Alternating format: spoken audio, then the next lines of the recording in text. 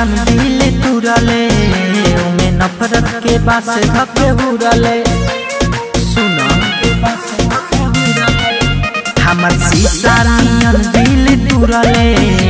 में नफरत के बास धके उड़ले जाके दोसरा के साथ हमसे कइले बड़े घाट अब वो करे संगे ते उड़र जो भाग भोसड़ी जाके मर जो नहर में भाग भोसड़ी जाके मर जो भाग भोसड़ी जाके मर जो नहर में भाग भोसड़ी जाके मर जो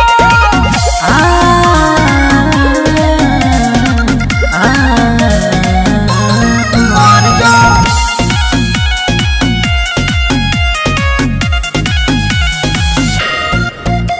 तोरा बिना दिलम फटल दिलवा सीलम ए दुनिया में मालिक के कमी न बा रहता नी जागल भइल बानी पागल गम छोड़ला के तोहरा तो तमी न बा तोरा बिना दिलम फटल दिलवा सीलम ए दुनिया में मालिक के कमी न बा रहता नी जागल भइल बानी पागल गम छोड़ला के तोहरा तो तमी न बा तमी न बा हमारो के कहता दिलवा धोखा देले बारे ते तो सिलवा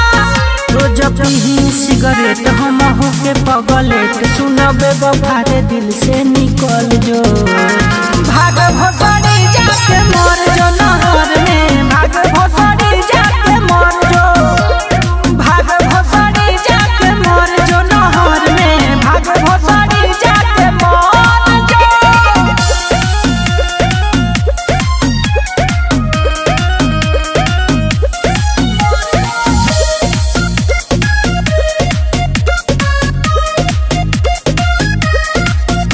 सारा गम भुला दम आजी के देखा दम चाहे दिल सीना से निकाले पड़ी खाइल तोर कसम रे रहे वो भरम रे करब नाही माफ तोरा पाप पड़ी सारा गम भुला दम आजी के देखा दम चाहे दिल सीना से निकाले पड़ी खाइल तोर कसम रे रहे वो भरम रे करब नाही माफ तोरा पाप पड़ी